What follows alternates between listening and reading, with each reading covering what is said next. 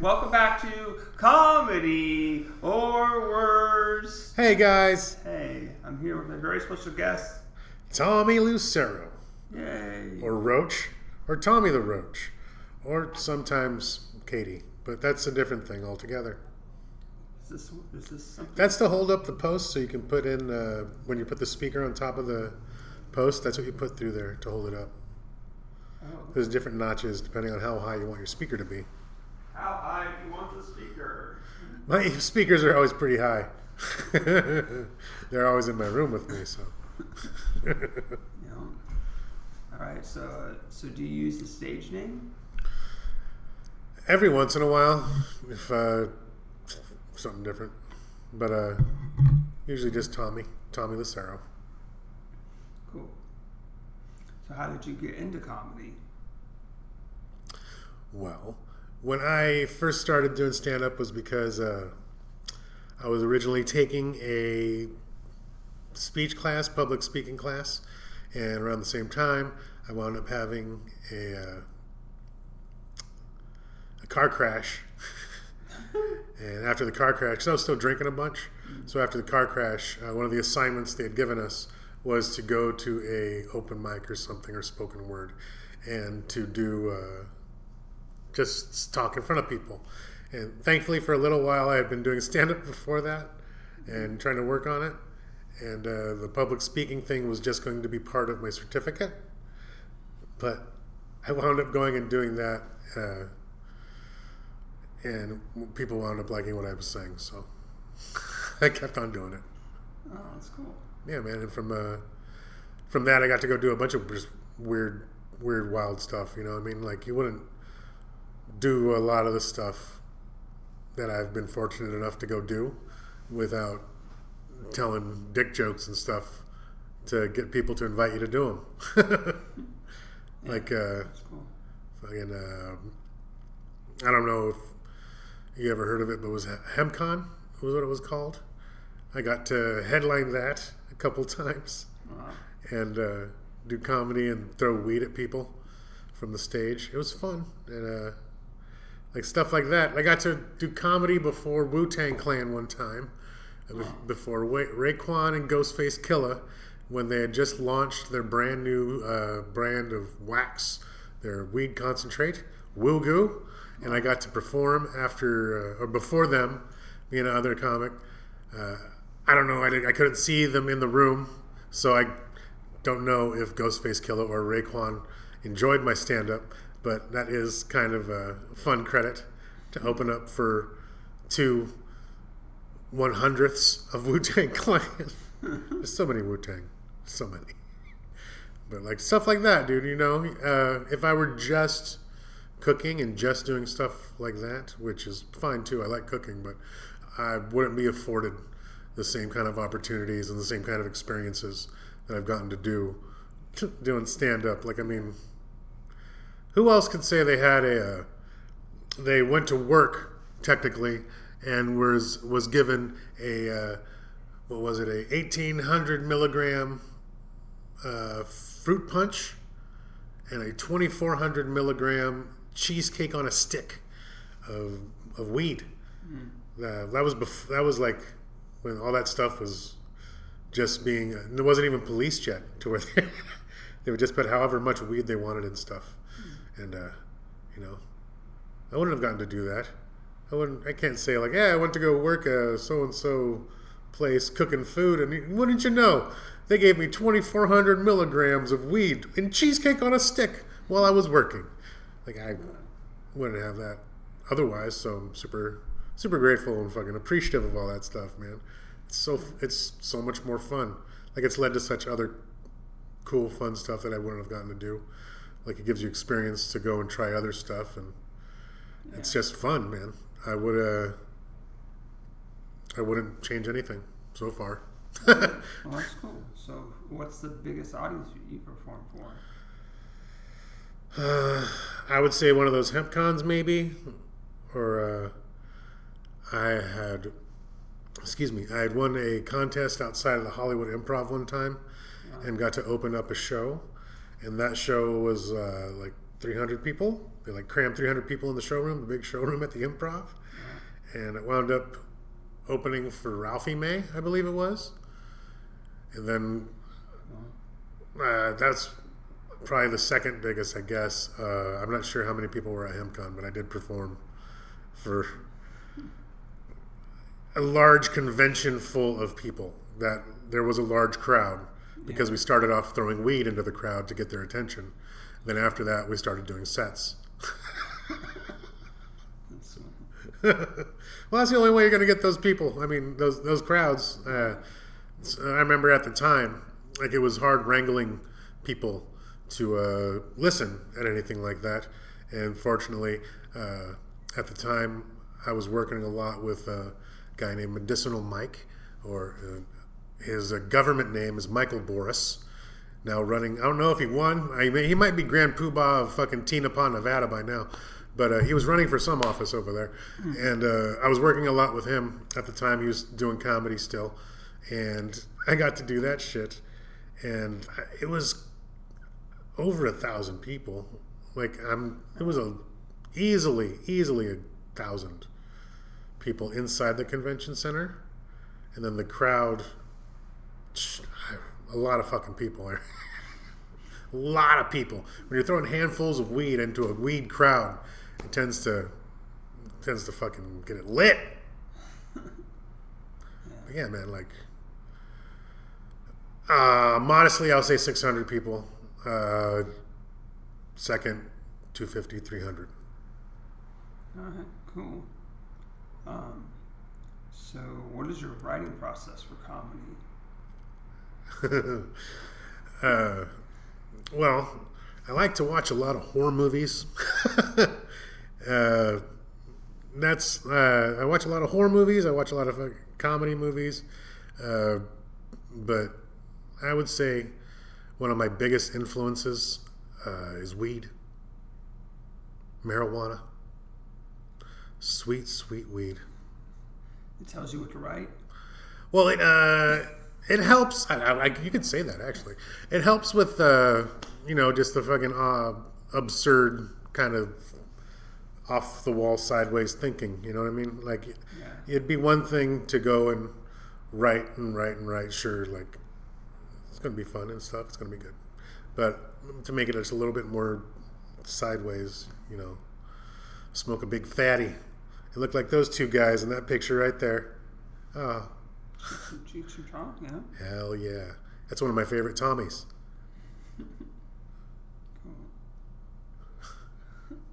Cool. So who's the funniest person in your life right now? Funniest person in my life right now?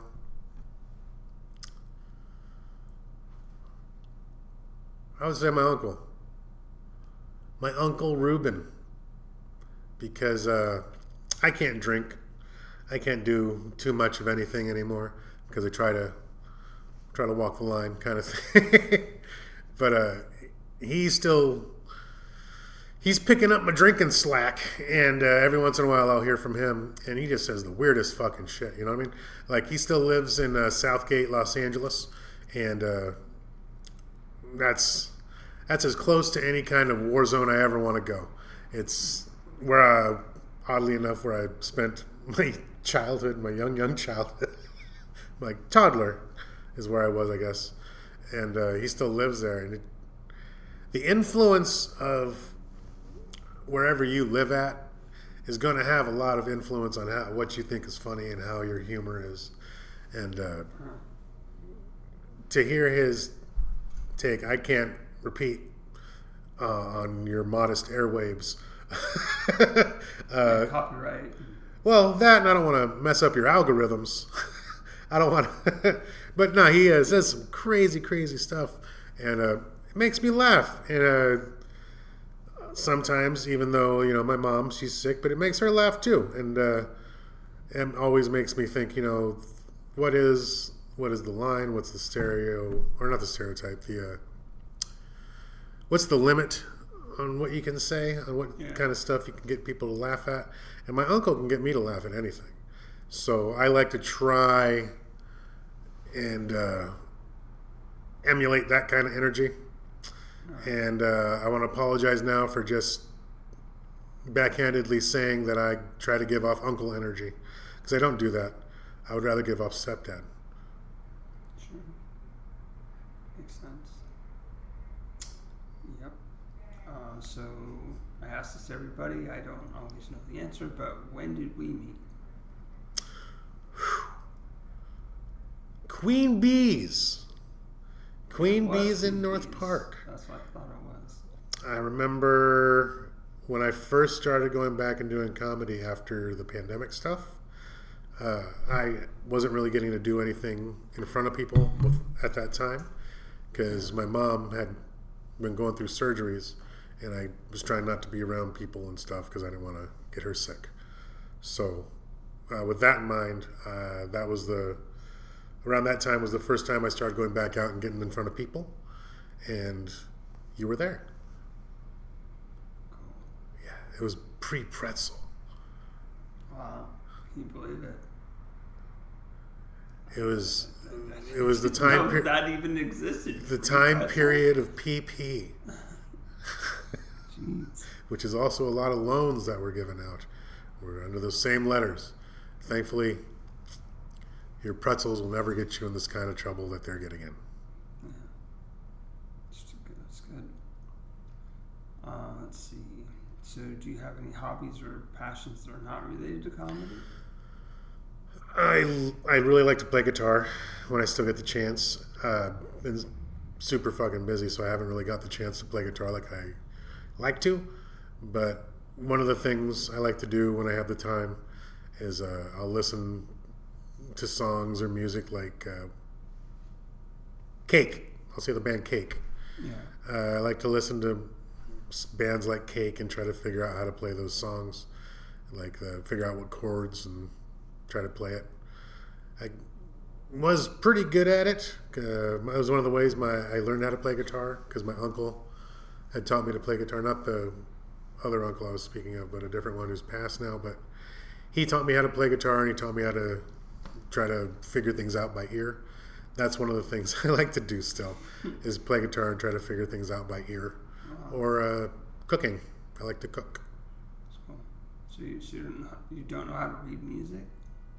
Kinda, sorta, but not super well. I didn't try to stay on top of that. I read tablature, which is like reading music for dummies. Is tablature is just for guitar. It's you got the 6 lines that represent the strings, and then it'll have dots with a number in it to represent which finger goes where on which string. And like I know how to read that, but I do wish I would have kept up on reading music, because then you could figure out how to play piano and stuff like that. But Well, there you go. So do you wish you started comedy earlier? no, 'cause that was a drunken nightmare. I was a drunken drug addict nightmare before the time I started getting into doing comedy. Even when I started doing comedy, I was still pretty much drunk and didn't really take care of myself or try to, advance my way of life. I would, in fact, when I was still drinking, one of the things I would do with any show that I was on, I wouldn't ask them, are you going to give me any pay for this? I wouldn't ask, what time does it start? I wouldn't ask anything at all pertinent to the show. The only thing I would ask was, how many drink tickets do I get? That would be my only question for every show that I went and did. If they said open bar, I was probably there an hour early. I've gotten, still, I won't get answers back from certain people from when I used to drink and I would ask to do shows. They just don't even talk to me. Which is well, I'm very happy I am now 6 years of not being like that. It was bad. Got sick from doing that. Yeah. Don't drink to excess unless you're under the age of 30. All right. So what are your goals in comedy? Right now, is just the immediate is just get up and get about as much time as I can. 'Cause, I'm lucky enough to be able to be on some shows coming up, and they're important shows to me. So I want to be able to do as well as I possibly can on those shows, and not just go up there and be a waste of time for the audience. And I want to be able to put my best foot forward in the upcoming shows that I'm on. You know, it's secondary to anything, or first and foremost to anything. Everything else is secondary as far as that goes. I just want to be able to make people laugh. So I want to make sure and have my shit together. Yeah, that's cool. So what is your favorite joke? It could be anybody's joke. Oh. I used to do drugs. I still do, but I used to too. Mitch Hedberg. That one's like tattooed on my brain. Remember laughing so fucking hard the first time I heard that. That's cool. So do you have like a favorite fan interaction? Like someone being a fan of you, or you being a fan of someone else? Huh. Oh, me being a fan of someone else, I've gotten to meet Doug Stanhope a few times, and every time I've gotten to meet him is more fantastical than the last.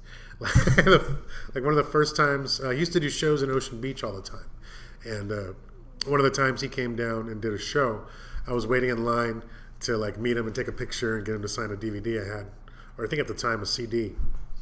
But the people in front of me was a couple, this married couple, and this man told Doug about his wife. He goes, "Hey Doug, you want to sleep with my wife? You can sleep with my wife if you want to." And Doug just looked at her, then looked back at him and goes, "This probably wouldn't have been a good offer about 10 or 20 years ago, but I'm going to have to pass. Do you want to buy a book or something?" And then I went up and met him. He was the nicest motherfucker I've gotten to meet. At any point doing comedy is one of my favorite interactions, has always been with Doug Stanhope. He's really nice. And he's usually not as drunk as people think he's going to be. Just a real mellow dude. Nice. Andy Andrist. He was fun to meet too. Do you know who Andy Andrist is? He's one of the guys that's hangs out with Doug, and he's on his podcast a bunch. But he did a show with him, and he was super nice and fun to meet too. Like a lot of the people I've gotten to meet, have all been fucking awesome people. So Yeah, that's real fortunate. nice. So what's your favorite place to do comedy? Well, huh. That's a good question. Can I give you a top 3? Sure. Oh, all right. Shout out to my good buddy Mike McCalla, because his room at U31 has become very fun, and he's built that up with Josiah Moreno. You guys should all check that out if you get the chance. Go to U31 on Fridays now. Every Friday there's a brand new goddamn show. They've put so much into it, and it shows. It's a really fun show to do. I'd say that's number 1. Number 2 is my show at Main Tap Tavern in El Cajon.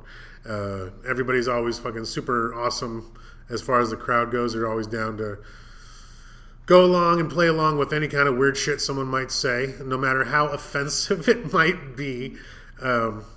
It's always a lot of fun. And then I'd say 3 is probably Quantum Brewing, where you host the show for Comedy or Worse. That's always a lot of fun, and always the crowd, the times I've gone, it's always a lot of fun. I could never complain. Up and down, side to side, slant ways, back ways, 4 ways, doggy style. It's a great show. It's super duper fun. Cool. Nice. Thanks. So what was your family like growing up? That took a big turn, bro. That's way getting deep all of a sudden. Surprise. Grew up with a single mom. Had a older half brother. even though as much as my family insists that I call him my brother, he was my goddamn half-brother. Because we are not fully related, and I haven't seen that guy in forever, and thank God. So growing up with him was not fun. Growing up with my mom, super fun. She always took us places. We always did shit. I grew up with my cousins in my life a lot. I have another brother that I don't really see. So just strange siblings everywhere. We're like Cabbage Patch Kids.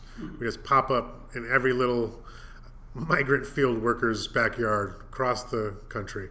And for the most part, I have a lot of good memories, a lot of fun memories. Like I remember going to Raging Waters when I was a real little kid. And I couldn't go on, Dropout or Free Fall, whatever that one is. That's just a straight drop is what it was. Raging Waters, it's gone now. We used to be this park. It was a water park, huge water park with a bunch of slides and stuff. But they had this one slide that just went straight down. You came off the front of it and floated there like 2 feet in front of it. Then you would just fall, is what I could see. And that's what I remember as a little kid, watching these people. And then there was a rather large person that went over the falls there. And I remember sitting down there and watching. And there was... and it doesn't seem real in my head, but I remember watching them do it. Is there was one guy on one side of her pushing her shoulder, and another guy on the other side with his foot pushing on her other shoulder because she got stuck in the top of the slide. And they got her out and basically unwedged, and she popped out, and I shit you not, in my memory, this person hung in midair for like a split second. Then whew, dropped like a fucking stone from the top of the Empire State, dude. It's whew. And then all of a sudden I remember I was standing right there where the fence is, and then the little pool for that slide is right there. And I remember right when the person came down, they hit the water, and it was just a large, like when you're at the bottom of Splash Mountain, and it like just went over me like that. And I remember that's one of my like funnest memories of being a child. Mm-hmm. And then hearing my brother say that he had to wait like 10 minutes for the pool to refill at the bottom was just kind of more fun too. So what is your earliest memory? My earliest memory is my grandma taking me to the front yard to take a picture on top of a horse. And I still have the picture somewhere. She took me into the front yard and she put a little red cowboy hat on me. And I was wearing chaps and a little vest. I look like the most adorable little... yeah. Okay, that's cool. Let's see. Do you ever do a character on stage? A character on stage? No, I don't. I think the closest I've gotten to that is one time when the Madhouse was over at the mall. I was on a show on Halloween. I forget whose show it was, but I showed up dressed as a priest with the collar and all black. And my girlfriend at the time, who also happened to be a fan, and she became a girlfriend. That might be one of my favorite fan interactions because it lasted for like a year. But we went to the show, and she was dressed as a pregnant nun for the show, and I was a priest, and I changed all my stuff at the time a little bit to reflect that. I think that might be the closest to a character I've ever done. Okay, cool. Oh, wait. I did have an anxiety attack with a Spider-Man mask on at ACC while they're... if you dressed up as in a costume character, you got more time, right? Mm-hmm. And I went and I put the Spider-Man mask on, and I had a tie and a jacket. I don't know what the fuck kind of Spider-Man I was, but I went up there and gave me an anxiety attack trying to see through those eyes because I couldn't see a goddamn thing. I think that character was Anxiety Spider-Man. Alrighty. Some sort of PTSD, I think. I don't know. Yeah, that's good. Don't try that at home. Ignited some trauma all of a sudden. Yeah. My Spider-Verse is filled with trauma. Not good. So what's your best booking story? Either you were booked on a show or you got to book somebody. Oh, you know what? I got to book Carlos Alazraqui from Reno 911 on a show at the Ken Club years ago now, but I think that was probably one of my favorite pull a rabbit out of the hat things, because I figured out how to book him just by digging on the internet and finding his booking information, which was oddly easy at the time. But I was able to book him through that, and I got... He was Rocco's Modern Life. He was the Taco Bell Chihuahua. He was Officer Garcia from Reno 911. He was awesome. I have a picture with him somewhere. That's cool. It was so awesome. Nice. Then, of course, my buddy Chris Neff. Chris Neff, we'll always shout that guy out. He's done Just for Laughs in Canada. He's done stuff on like HBO and Showtime, and I think he wrote for Nickelodeon. So he's real talented too. And that's another dude. He was Monsters of Comedy. He was in that with Ari Shaffir and Sam Tripoli. He did that tour. Nice. It's fucking funny as all get out. Oh yeah. All right. So what's the worst thing about comedy right now?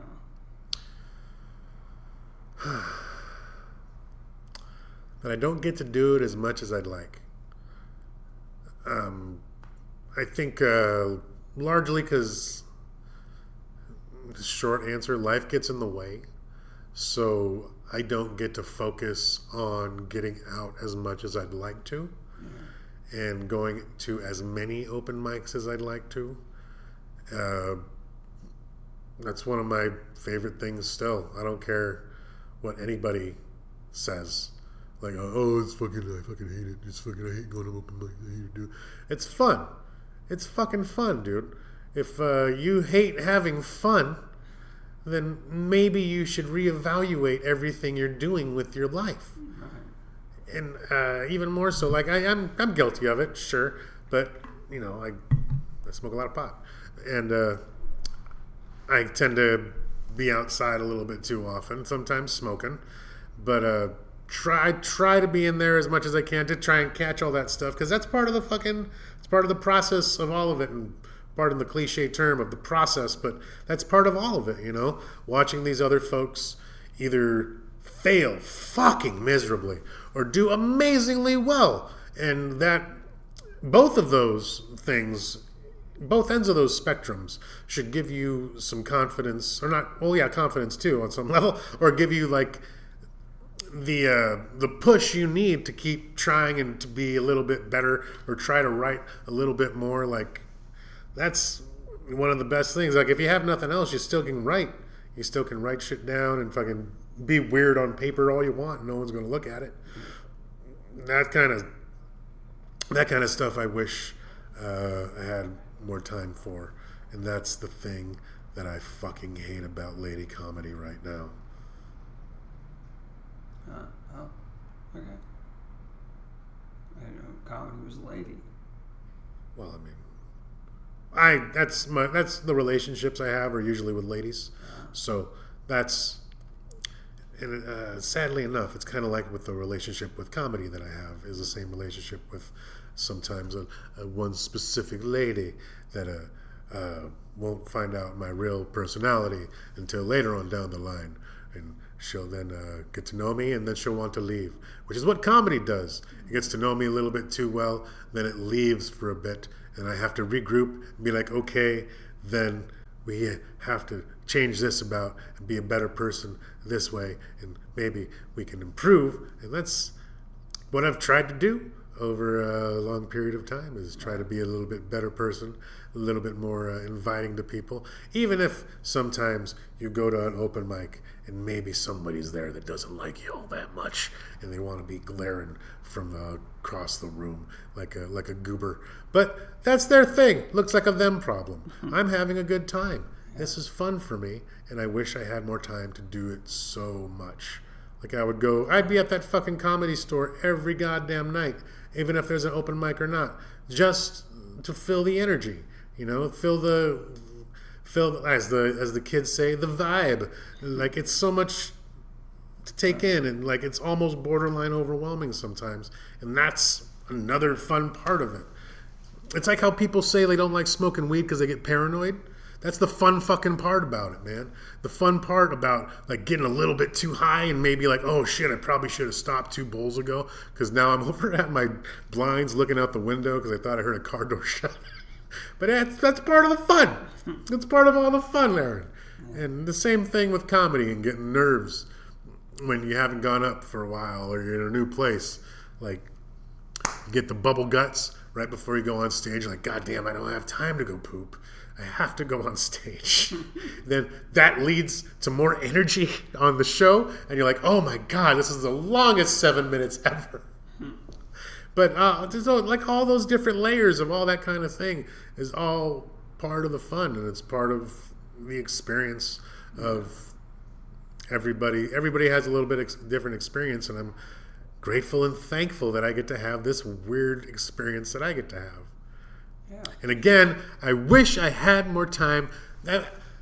If nothing else happens, you know what? I heard that my brother, the one I don't particularly enjoy, he's only second generation born in this country. And he's got priors, like arrested stuff. Mm-hmm. I am well off into like 6th, 7th generation born in this country. Almost 10 generation, I believe. So, if anything does happen with like a mass deportation of people that have some questionable stuff on their arrest record, my brother's fucking out of here, bro. I'm trying to find silver linings here. Be bright side, man. Come on. Find the bright side with me. Right. I can go to family get-togethers again and not have to worry about getting in a fight. Sure. That's good. Okay, so do you have merch?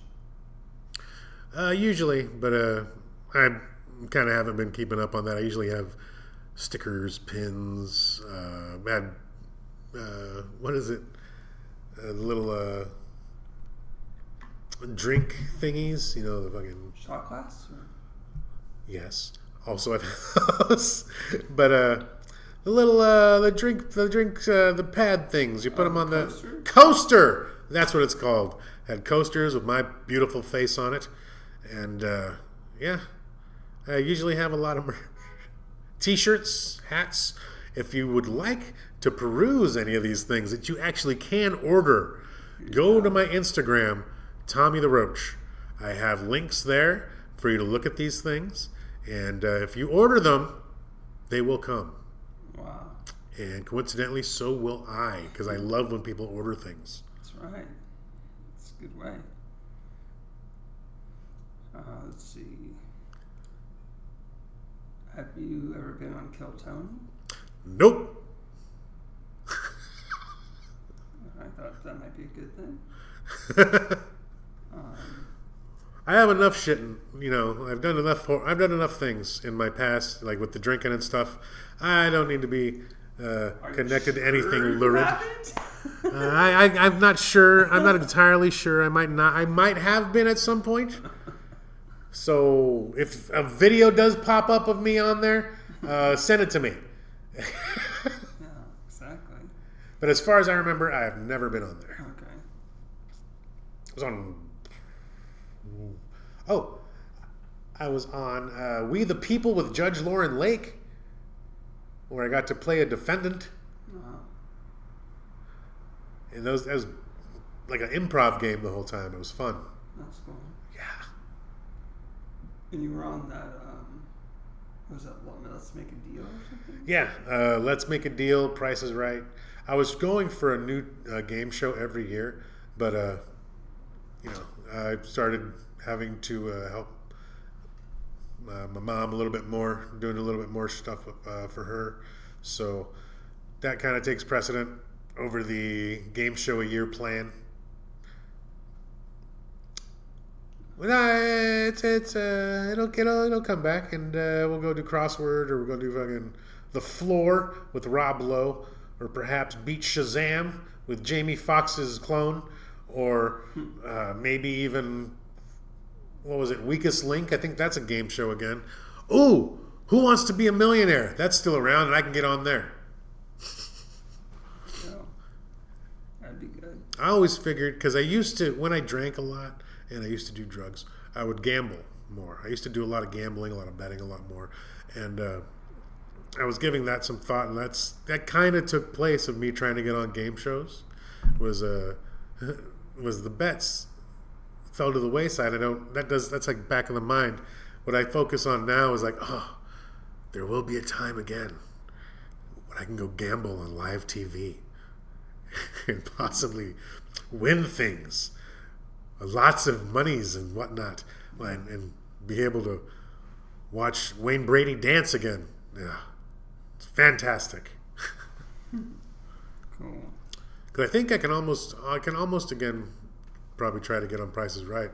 It's like a certain amount of years you have to wait. Oh, really? Yeah, each time, because they don't want you fucking cleaning up every month, you know. Sure. Like, people base their whole lives on that shit if that were the case. Yeah. What do you do for a living? Price is Right. Oh, you like a stagehand or something? No, I'm like a contestant every month. I'm going to Puerto Rico again. All expense paid trip. Sweet. So have you ever been in a car accident? Oh, I have flipped a car. Well, I have that same thing. My heart stopped in that particular incident. And then I've also driving because I was a drunk. I drove and hit the center divide and chewed up my front tire on the driver's side and crashed like that. But I think the flipping the car was probably the most. Yeah, the most. how do you flip a car?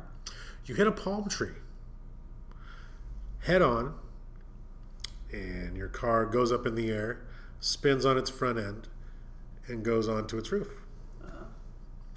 And then you pass out because you're being held upside down by your own seatbelt, and it's cutting off your circulation right here on your neck.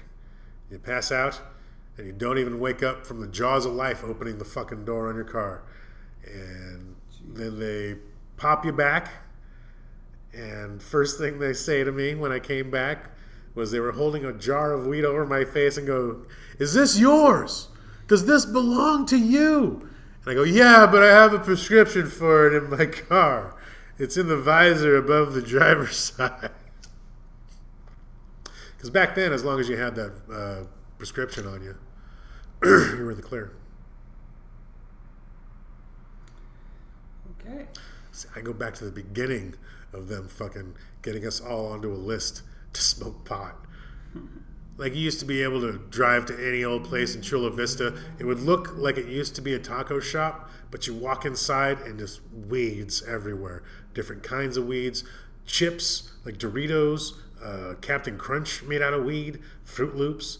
There'd be a big jar full of shake. And the first thing I would ask when I would walk in was, "How much is that?" They go, "Oh, how much for shake?" "Oh, it's so-and-so for eighth, for a gram." I'm like, "No, how much for that?" They go, "Oh, the whole thing?" "Yeah, how much for it?" I'm like, "Oh, well, we don't have any bag that'll fit it. I'll take a whole thing, just leave it in the jar. How much for that?" And they would give you like a rock bottom price. Because I think like partly you catch them off guard, they wouldn't expect that shit.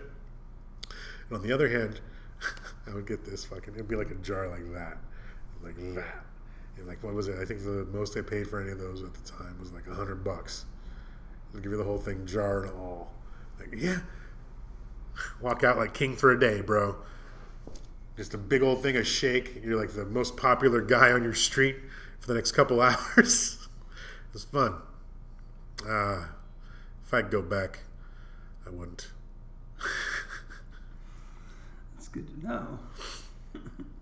But the 90s, you guys, you did miss out. All you guys that are pining for the 90s, because I wasn't born yet. I didn't get to enjoy the 90s. It's as much fun as you think it was. and you'll never ever know, ever. Yeah, exactly. It's true. It was Should've fucking been great. there last night. Y'all missed it. I think I'm gonna take some mushrooms and go to the 90s this evening. Watch me some Encino Man.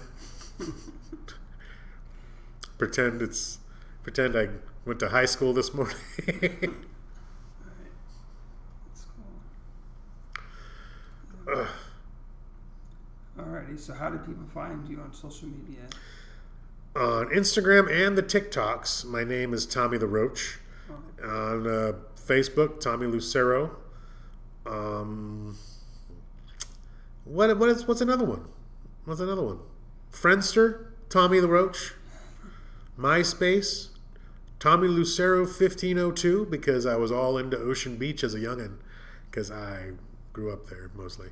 But yeah, you can find me on MySpace. You can find me on Friendster. You can find me on TikTok. You can find me on Instagram. You can find me on, did I say Tinder? Good, because I'm not on there. I don't want to fuck up, make people think I'm a piece of shit. Because I kind of am still in some ways, you know. But, Yeah. but this morning, I did catch myself being honest. So you just caught yourself and stopped? No. I caught myself in a moment of honesty.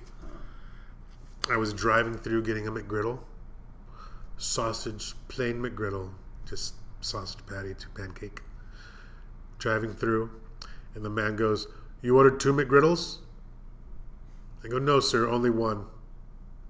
I was like, oh, I really have turned a corner. What do you think, you were going to get it for free or something? He would have given it to me. He would have. I feel like he would have. But I'm happy to say that, somewhere St. Peter was like, good job. Right. It was a test. Isn't everything, though? It's true. You barely passed this. Yeah, it's just like the DMV all over again. You If the SATs had gone better, I'd still be sitting here. know. So, how do you feel about social media? It's fun for a good spurt of serotonin in your face, but I wouldn't say spend too much time on there. I try to not be on there as much as I was, because I spend a lot of time on fucking just looking at stupid videos as it is, and scrolling, looking at stuff, and you eat up whole days like that. Like, I've smoked a blunt and not realized all of a sudden, like, ow, like it's burning my fingers, just smoke all the way through it and it burns all the way down like that, and you've just been sitting there the whole time, when I could have been very easily standing at my front window and watching my neighbors fight. It's a whole lot more fun and a whole lot more productive. Like, I could have gotten a lot of material out of that, but instead I just was an asshole and was looking at TikToks. Yeah. My neighbors fight. You should put it on TikTok. That's so smart, Aaron. It's just an idea. You might want to, do some commentary. I don't know. It could be like a boxing match, and I can commentate on it. Did I ever tell you I got to do that once at a show? No. I did this show in Oceanside once with Steve Sirianni was the producer. And I did this show where a fight broke out in the parking lot where we're doing the show. I think it was still around pandemic time or something, but we had to do it in the parking lot for some reason. And I was standing on the front steps outside, elevated, and all of a sudden these 2 dudes just started boxing and fighting. And just like almost out of a reflex, started Howard Cosell-ing it and started saying, "Oh, look at these 2 guys, don't know how to fight at all. I haven't seen one punch correctly thrown for the past 5 minutes. It's all haymakers and slaps." Saying stuff like that. And they couldn't hear me. They were drunk as shit fighting each other. But it got a good reaction out of the crowd that was there. doing a show when there's a little crowd and there's two people just fighting in front of them, and you're elevated above everybody else with a microphone, getting to commentate on the fight in front of like a handful of people in a crowd. What else could you be doing that will afford you that kind of fun experience? Yeah, exactly. Like if I need to get better at speaking Spanish so I can go and try and parlay some sort of comedy and cockfighting situation into my life. Because that seems like it would be a fun ordeal to be involved in. Sure. Yeah. Could you imagine, Aaron? Would you go?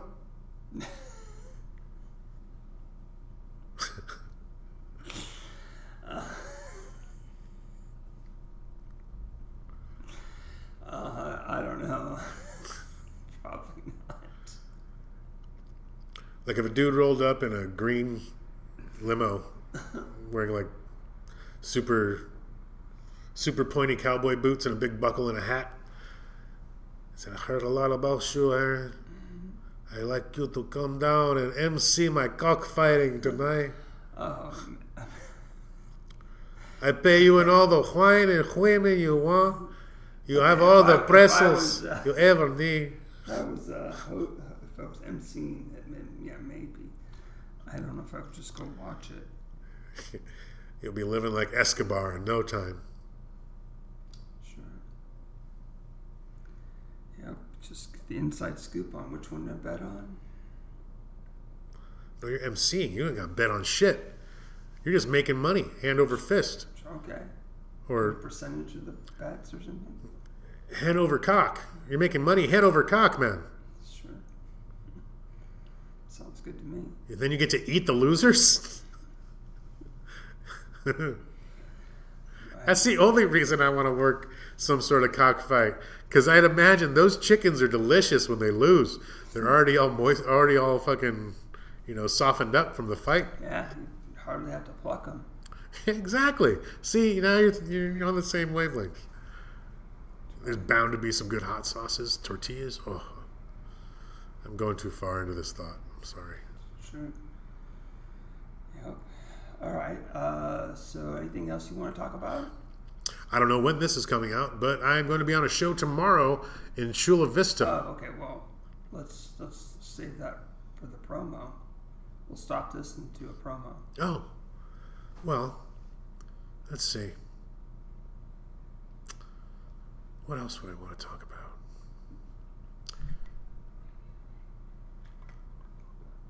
about?